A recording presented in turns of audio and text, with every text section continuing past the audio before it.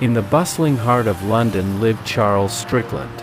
To all those who knew him, Strickland was an ordinary man, a stockbroker with a wife, 2 children, and a modest home.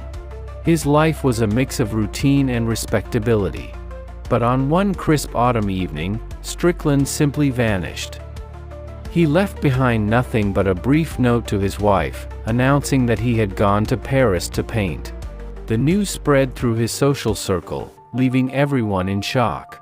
What madness could drive a man to abandon his wife and children for art, something which he had shown no interest in before, they wondered.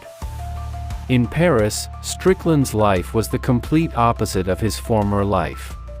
He changed his tailored suits for paint-splattered rags and a comfortable home for a dirty attic. Here, in the bohemian underbelly of the city, he lived among fellow artists and dreamers, surviving on small meals and the occasional odd job. His focus was relentless.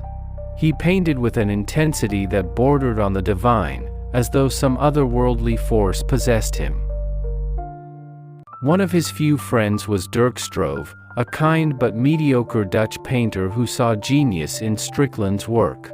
Struve, out of pity and admiration, offered Strickland a place in his home.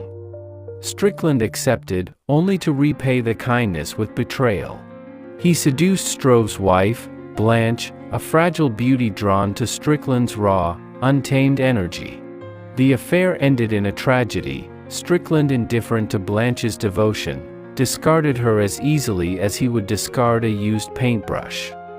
In despair, Blanche took her own life. Unmoved by the chaos he left behind, Strickland continued his journey. He set sail for Tahiti. The island's lush landscapes and vibrant colors ignited his imagination. He married a native woman, Ada, and retreated further into his art, creating masterpieces that seemed to capture the very soul of the island. Years passed, and Strickland's body was ravaged by leprosy. He became a loner, living in a small, isolated house on Tahiti with his wife, Ada.